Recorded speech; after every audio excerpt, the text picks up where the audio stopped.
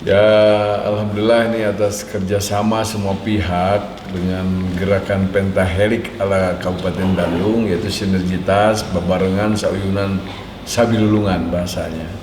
Dari seluruh stakeholder, dari masyarakat, tokoh masyarakat, dari terutama juga dari teman-teman kami yang langsung dikendalikan saya adalah para aparatur sipil negara.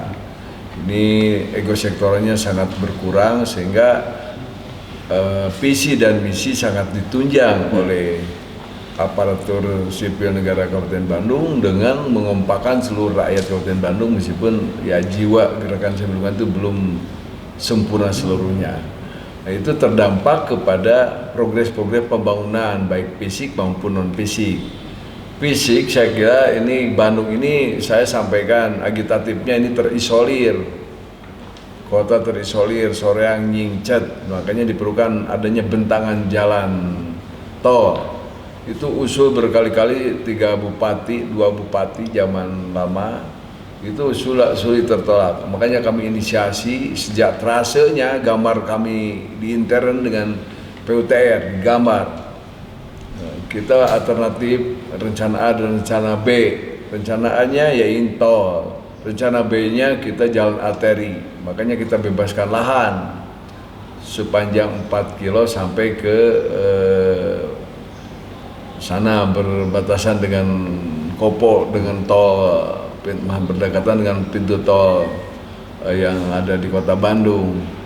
Namun alhamdulillah setelah kita terus yakinkan kepada pemerintah pusat, awalnya jalan tol Soreang tidak diperhitungkan sama sekali oleh Kementerian Kebinamargaan Jakarta, terutama oleh Dirjen Jalan Bebas Hambatan.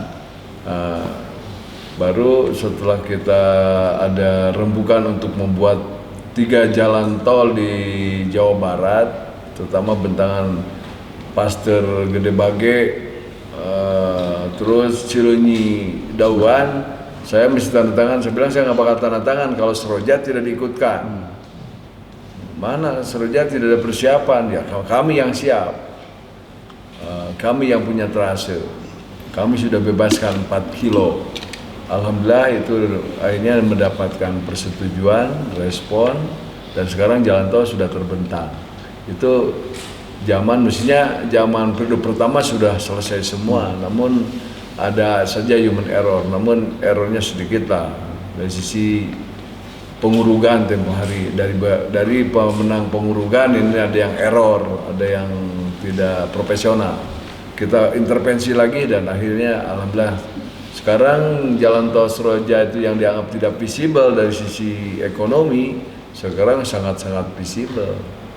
Awal diceritakan paling ke tol Seroja ini di hari biasa itu paling ya 5.000, hari libur paling 10.000. Apa yang terjadi? Hari biasa sudah di atas 12.000, hari libur pernah di angka 37.000 pengguna tol Seroja. Dan ini sangat visible. Oleh karenanya ya inilah barangkali salah satu gebrakan yang kita lakukan untuk terus melakukan komunikasi dengan kewenangan pihak lain, pihak pusat. Itu diantaranya. Itu berikutnya ya saya sejak awal menyampaikan waktu di DPRD provinsi ini Curug Jompong. Ini juga kewenangan pusat kalau itu langsung. Ya, kita terus sampaikan pikiran-pikiran Curug Jompong ini, dan alhamdulillah pada zaman Presiden Jokowi ini ya direspon dan oleh Pak Basuki terus ditindaklanjuti. Curug Jompong sudah. Jadi mengurangi genangan banjir, belum selesai ini banjir.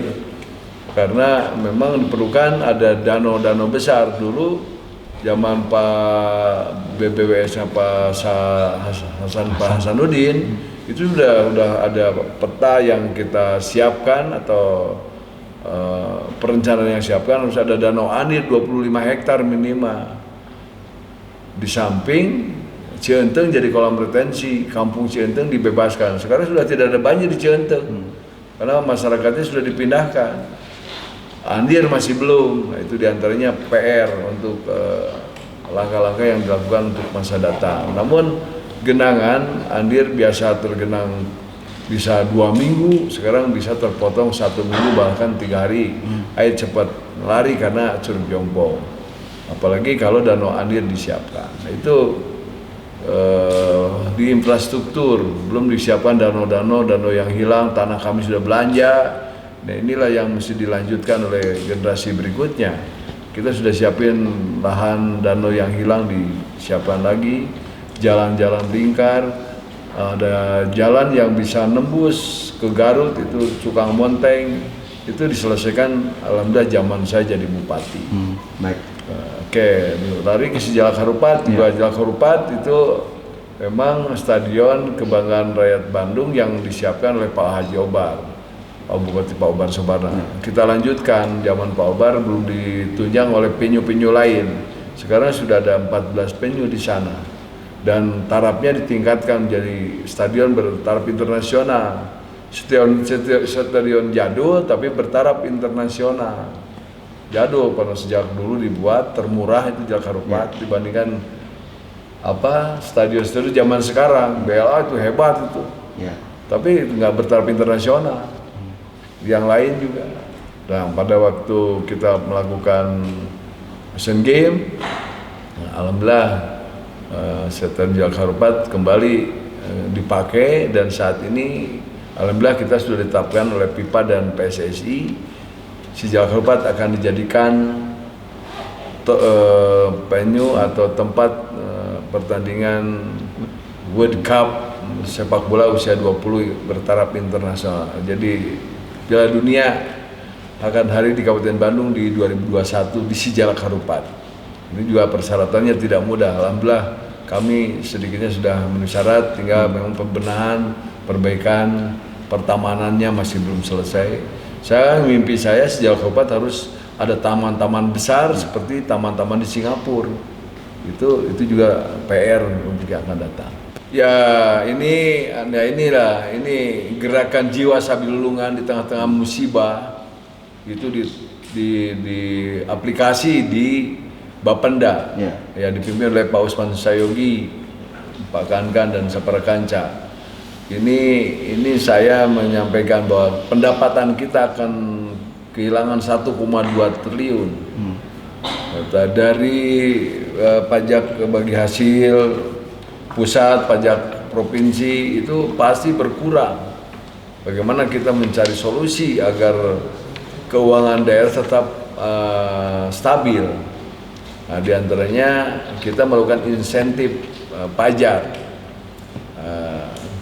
Kalau pajak rumah makan dan restoran itu udah berat, karena pengunjung wisatawan, pengunjung hotel itu kena lockdown, pasti sangat berat. Namun dengan kebijakan bagaimana kita lihat wajib pajak Kabupaten Bandung itu ada 1 juta untuk pajak bumi dan bangunan, yang sadar sampai saat ini dari tahun ke tahun hanya 40%. Nah, dengan rangsangan insentif digratiskan pajak PBB dan pajak-pajak lainnya mendapatkan diskon, justru di tengah-tengah COVID ternyata kesadaran warga yang 600 itu pada bayar, sehingga targetan melampaui tahun-tahun yang lalu ketika tidak COVID. Justru aneh, ketika COVID yang diprediksi di kabupaten kota lain pendapatannya menurun, di kami meningkat. Nah, ini adalah trik dan strategi gerakan Sabilulungan bersama warga. Warga dibikin sadar dan sangat menyadari untuk membantu keuangan daerah, membayar pajaknya digratiskan, PBB-nya digratis, tapi dapat uang.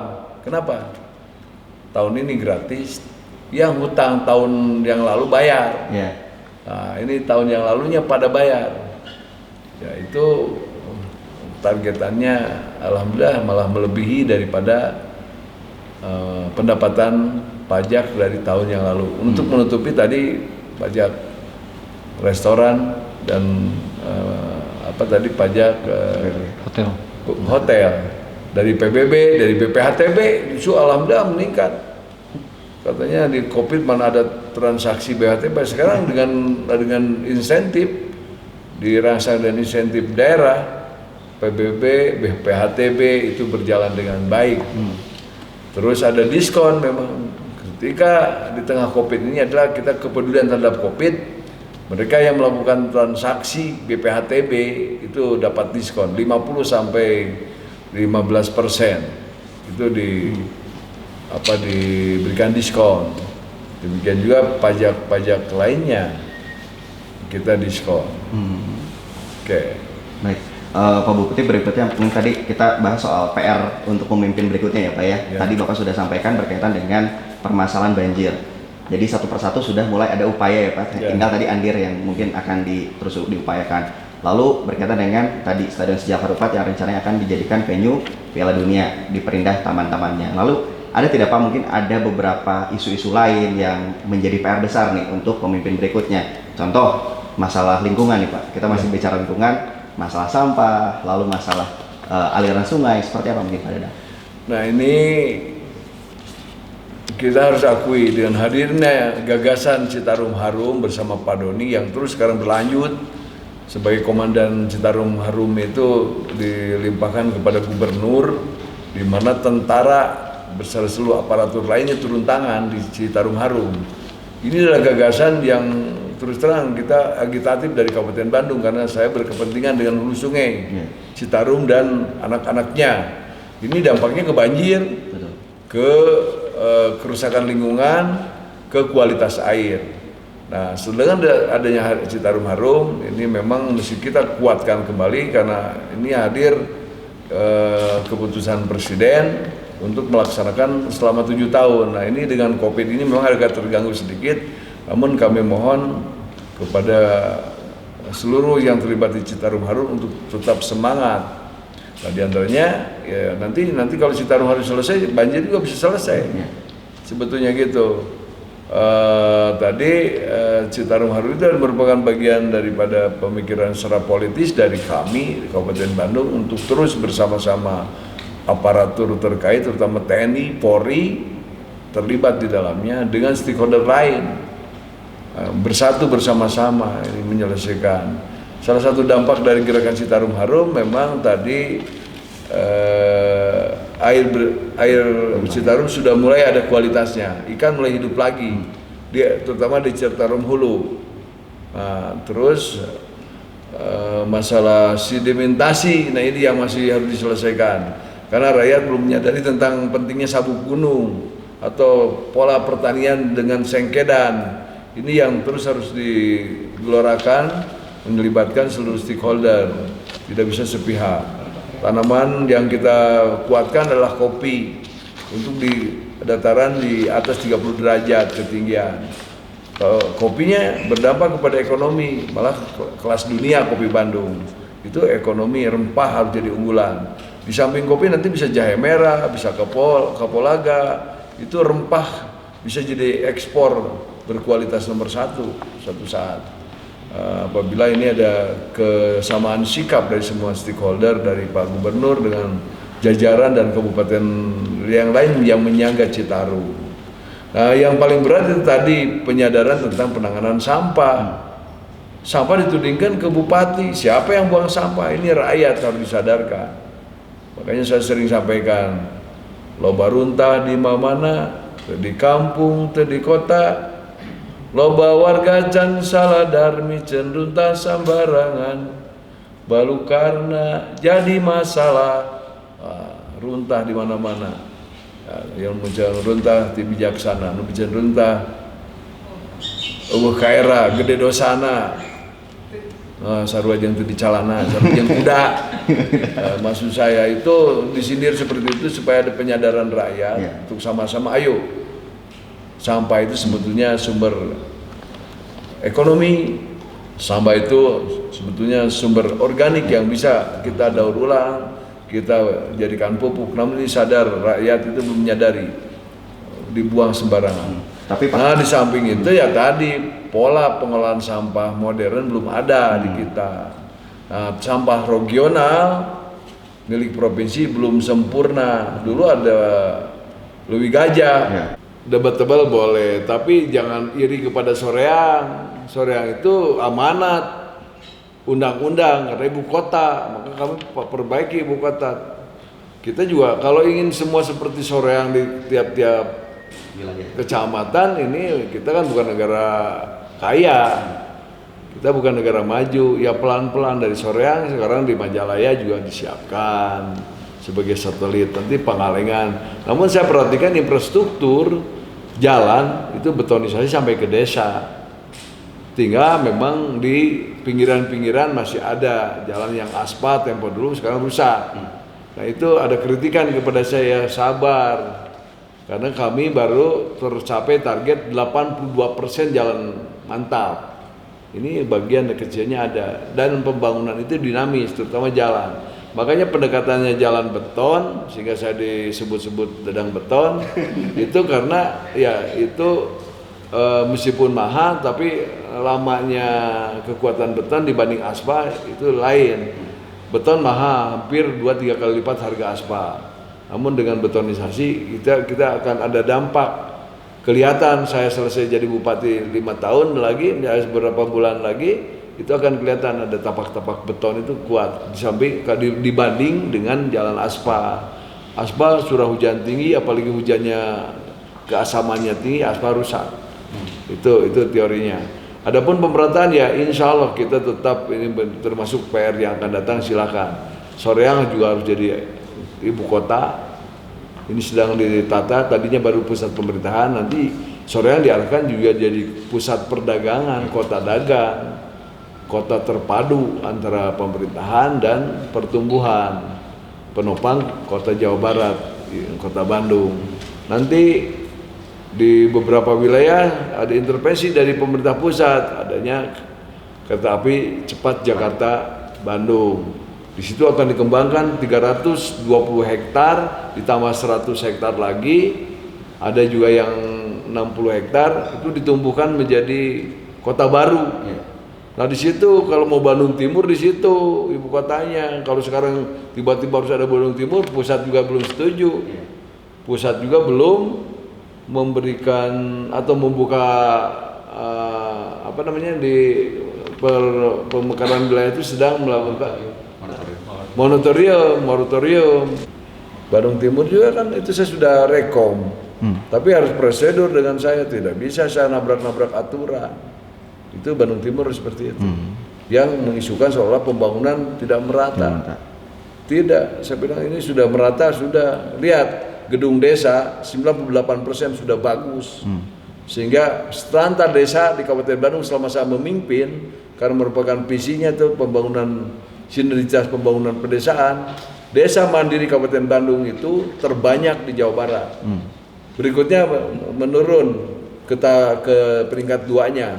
Peringkat 1-nya desa mandiri, 56 buah desa mandiri, itu terbanyak di Jawa Barat. Menurun ke desa maju, itu desa majunya hampir 187. Baru desa berkembang di 80-an. Desa strata ketiga dan keempatnya, desa keempat dan kelimanya nggak ada. Jadi 5 strata desa itu, desa terendah itu desa tertinggal, sangat tertinggal, berkembang, maju, mandiri. 2 strata di Kabupaten Bandung sudah tidak ada. Pada saat awal saya jadi bupati ini masih ngebalatak desa strata yang tipe 5 dan 4. Sekarang tinggal tipe 3 dan tipe 1. Tipe 1-nya baru 1 saya jadi bupati. Sekarang sudah 56. Terbanyak di Jawa Barat. Desa majunya dulu juga sedikit. Sekarang sudah di angka 180-an. Desa berkembang tinggal sedikit. Nah ini kita dorong desa maju ke mandiri. Diharapkan ke depan terus dengan pentahelik, dengan gerakan sablulungan, akademisi terlibat, bisnis swasta bareng, melibatkan diri dengan pembangunan desa, terhadap komunitinya betul-betul kreatif, inovatif. Kritik boleh tapi harus ada solutif, kritik konstruktif, bukan hanya sekedar mengkritik omdo. Itu yang diamanatkan oleh agama dan dari agama seperti itu. Boleh mengkritik, memberikan masukan, tapi ada solutifnya, ada solusi-solusi yang harus kita sama-sama bangun. Bupati pasti ada kelemahan, tapi bagaimana kita cari musyawarahnya. Jadi pentahelik itu kan tadi community, community itu diantaranya LSM, boleh berikan masukan-masukan, kritikan, saran, dan alhamdulillah selama ini para LSM, para sivitas, kemasyarakatan, tokoh masyarakat sudah melakukan kesadaran yang luar biasa tentang jiwa Sabilungan, kebersamaan untuk memajukan Kabupaten Bandung, sehingga kesadaran membayar pajak di kala COVID luar biasa, malah terbalik besaran di saat COVID ketimbang di tidak COVID. Untuk pendapatan PAD daerah Kabupaten Bandung kita sudah hampir tembus di 220 triliun, sehingga kekurangan kita akan tertutup, kita tidak akan jadi punya utang. Tempo hari saya bikin nganyuk nih karena pembangunan rumah sakit harus selesai. Sekarang tidak usah pinjam. Dengan gerakan inovasi dan kesadaran antara masyarakat, tokoh masyarakat dengan pemerintah bersama-sama untuk membangun Kabupaten Bandung. Hatur nuhun saya bilang untuk seluruh stakeholder, terutama kepada tokoh-tokoh masyarakat yang telah membantu gerakan pembangunan Sabilungan di Kabupaten Bandung. Baik, tadi Pak menarik soal infrastruktur kesehatan, Pak. Apakah ini pun menjadi salah satu PR besar juga Pak untuk pemimpin berikutnya? Apakah perlu adanya nanti beberapa rumah sakit berskala nasional atau internasional atau seperti apa nih Pak untuk berikutnya Pak? Yes. Punten, ini di Indonesia kabupaten yang punya bangunan rumah sakit yang sedang dibangun sekarang itu sekelas 320 miliar rumah sakit daerah. Kami punya 3 rumah sakit daerah terbanyak di Indonesia. Yang lain cuma 1. Perlu ditambah Pak 3 atau? Iya, itu kan swasta yang lain. Nggak usah ditingkatkan. Saya kira nanti ada rumah sakit EBAH itu sudah tipe B. Tipe A bukan kewenangan kabupaten. Tipe A itu kewenangan provinsi dan pusat. Tapi kalau tipe B boleh kabupaten meningkatkan. Nah, Soreang akan disiapkan tipe B. Kalau rumah sakit swasta pasti dari bermunculan itu swasta yang punya duit. Ini Pemda. APBD murni tanpa campur tangan provinsi dan nasional kita dibangun 320 miliar di hamparan 7 hektar yang ada di Cincin. Memang ini tempo hari gonjang-ganjing gara-gara COVID itu progresnya ada mundur sedikit. Namun sekarang sudah kembali plus, jadi surplus 1% rumah sakit Soreang. Nah di lapangan kita tiap kecamatan nih punten kita terbanyak punya rumah sakit. Kecamatan puskesmas itu kita 31 kecamatan kita punya 62 puskesmas. Nah di desa Pulendes atau Pustu puskesmas pembantu, nggak usah ada rumah sakit tiap desa. Dari mana duitnya untuk apa? Nah Jawa untuk Bandung. Nah itu ada teman kami yang salah pikir ingin bangun rumah sakit di mana? Kan di situ puskesmas tingkatkan pelayanan maupun dokternya. Buat apa dibangun rumah sakit? Orangnya SDM-nya kurang. Nah, SDM ditingkatkan, puskesmas kuatkan karena setiap kecamatan di backup oleh 2 puskesmas. Desa bikin pustu, bikin polindes. RT, RW, posyandu, itu struktur kesehatan begitu. Kita posyandu kita juara, apalagi ditambah sekarang. Kalau itu mau orang-orang sakit fisik, psikis. Nah kalau sakit kemiskinan kita punya puskesos. Ini di Indonesia hanya Kabupaten Bandung yang punya puskesos sampai ke desa dan juara tingkat nasional. Dan ada pusatnya, dibangun 7,5 miliar pusat di kabupaten SLRT untuk pendataan, sehingga pada saat COVID kemarin kita klaim bahwa Kabupaten Bandung ini pembagian sembako tercepat, terlancar karena pendataannya update oleh Puskesos. Puskesos kita intervensi dananya dari APBD. Saya kira itu yang mesti dipahami. Nah, ini gerakan-gerakan pemikiran Sabilulungan sebagai komitmen saya selaku bupati terhadap visi misi. Meskipun tadi kita masih negara berkembang, belum negara maju, perlu dikuatkan ekonomi, itu yang harus jadi PR ke depan. Pasca Covid itu ekonomi yang terdampak. Pasca Covid itu pendidikan. Ya kita ini kan kabupaten. Saya harus ke depan itu bagaimana kualitas pendidikan dan sarana-sarana pendidikan. Kampus-kampus bertaraf internasional harus hadir di Kabupaten Bandung. Kampus-kampus yang sifatnya virtual atau kampus-kampus sekarang UT sudah mau kerjasama Pak Bapeda, kita hadirkan UT supaya kuat di Kabupaten Bandung seperti itu karena itu gagasan UT itu kan universitas terbuka secara virtual. Nah UT itu kan negeri. Nah Unpad saya dorong supaya buka di kampusnya di Arjasari, sedang persiapan, mahasiswanya kami siapkan.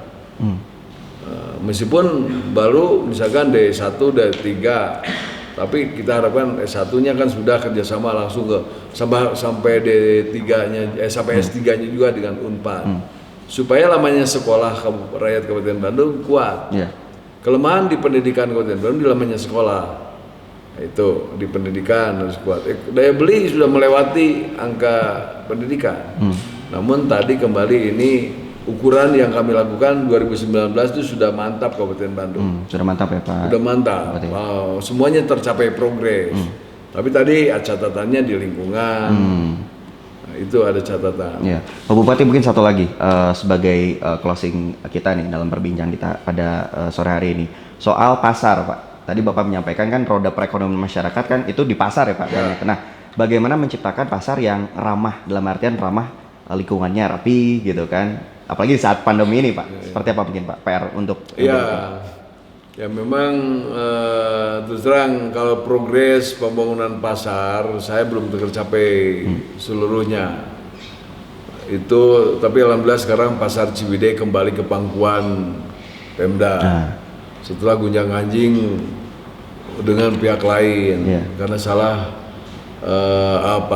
salah perjanjian dengan zaman pemerintahan lama, tapi sudah saya selesaikan. Zaman Pak Obar nggak selesai, zaman Pak Hatta nggak selesai, tapi zaman saya alhamdulillah selesai. Kembali pasar Ciwidey menjadi pasar Pemda dan akan ditingkatkan menjadi pasar wisata. Pasar Soreang sedang ditata, sekarang sudah mulai investor masuk untuk dimundurkan ke belakang, di depannya terminal. Dan itu jadi pasar bersih Sabilulungan, pasar sehat Sabilulungan. Cicalengka sudah terwujud, namun tadi kapasitas para pedagang kaki lima yang mesti kita tata ulang. Ini pedagang musiman atau pedagang bukan pedagang asongan, pedagang kaki lima yang harus kita tata. Banyak bukan orang Kabupaten Bandung pada dagang, apalagi di kondisi tadi setelah pabrik banyak yang tutup pasti itu ada hal yang mesti kita selesaikan. Maka saya akan buat nanti pasar seni untuk penataan kaki lima itu, pasar seni yang diciptakannya supaya rapi, tertata dengan baik. Nah ini pasar Soreang sedang dibangun. Pasar Majalaya itu ada error dari pengembangnya, sudah saya putus kontraknya, persiapan masuk lagi pengembang baru. Pasar Balenas sedang ditata, sedang ada rislah lahan, sehingga nanti terminalnya betul-betul bisa berfungsi. Jangan sampai ya tadi di terminal, di pasar itu harus ada penopangnya, yaitu subterminal, subterminal, apalagi terminal harus didekatkan. Biasa konsep itu konsep Nabi itu ada pasar, ada masjid, ada pasar. Nah sekarang ada masjid, ada pasar, ada terminal. Kalau tidak ada terminal, nah itu bakal repot atau kredit itu. Pasar yang tanpa ada terminalnya kredit, macet. Nah, minimal harus ada subterminal. Nah di Soreang diciptakan seperti itu, nanti Banjaran diciptakan seperti itu. Nah ini di Ciwidey juga ditata, akan menjadi pasar wisata. Siap, paling gitu Pak Bupati, cukup ya teman-teman? Cukup Pak, itu paling Pak. kurang lebih. Nanti bakal tayang di YouTube, Pak. Ya. Oh iya, satu lagi. Tentu kami sudah siapkan konsep untuk sampai 2021 sudah. Iya. Ini masih kewenangan yang punya saya. Di situ juga diberi kelonggaran agar punya visi yang bersangkutan tetap terakomodir. Tapi ingat, kita negara kesatuan. Visi kita tidak terlepas sendiri, tapi terkait dengan RPJMD, RPJP, jangka panjang, jangka menengah, ini nasional. Kita nggak boleh terputus dengan visi-visi nasional, provinsi dan bupati yang lama. Ya saya akan menjadi bupati lama nanti. Di 2021 di bulan 2 saya akan berakhir. Tentu sekarang persiapan pesta demokrasi di 9 Desember. Kepada masyarakat saya himbau, ayo kita gunakan hak suaranya, pilih bupati yang paham tentang kondisi Kabupaten Bandung, paham tentang kehendak rakyat Bandung, mampu memahami apa yang dikehendaki oleh rakyat Kabupaten Bandung, dan mampu melanjutkan pembangunan yang saat ini sudah dilakukan untuk kesejahteraan rakyat Kabupaten Bandung di masa yang akan datang. Saya juga ingin menitipkan karakter Sabilulungan sebagai ideologi pembangunan Kabupaten Bandung untuk dijadikan karakter oleh rakyat Bandung, oleh pemimpin di masa yang akan datang. Karena Sabilulungan sama dengan pentahelik, sama dengan ideologi negara, sama dengan Bhinneka Tunggal Ika, Pancasilanya di nasional. Ini adalah karakternya Ki Sunda yang harus terus kita pertahankan untuk percepatan pembangunan di Kabupaten Bandung. Jaga integritas, boleh beda pemahaman, beda dukungan, tapi persatuan dan kesatuan, kebersamaan untuk kemajuan rakyat Bandung itu yang lebih utama. Perhelatan perebutan kekuasaan itu sudah biasa kita lakukan, namun tadi fair play harus kita tegakkan. Artinya saya harapkan kualitas daripada pemilu di masa akan dan lebih baik lagi untuk menciptakan pemimpinan yang baik dan terciptanya pilkada yang jurdil. Itu saja dari saya. Terima kasih sekali lagi saya ucapkan kepada masyarakat Kabupaten Bandung yang telah bahu-membahu turut membangun Bandung, terutama kepada saudara-saudaraku yang saat ini di saat pandemik mampu memberikan kontribusi terbaik, membayar pajak-pajak, baik pajak PBB, BPHTB, reklame, dan pajak-pajak lainnya. Insentif akan kita berikan. Mungkin ada banyak permohonan untuk perpanjangan, kita akan kita pertimbangkan itu perpanjangan diskon untuk kepentingan masyarakat Kabupaten Bandung. Di saat pandemik ini saya berpesan kepada seluruh rakyat Kabupaten Bandung untuk tetap selalu pakai masker ketika keluar rumah, tetap waspada, jaga jarak ketika berkomunikasi sosial, dan berikutnya jangan lupa sering cuci tangan pakai sabun. Jaga imun, jaga iman, pasti aman. Hatur nuhun.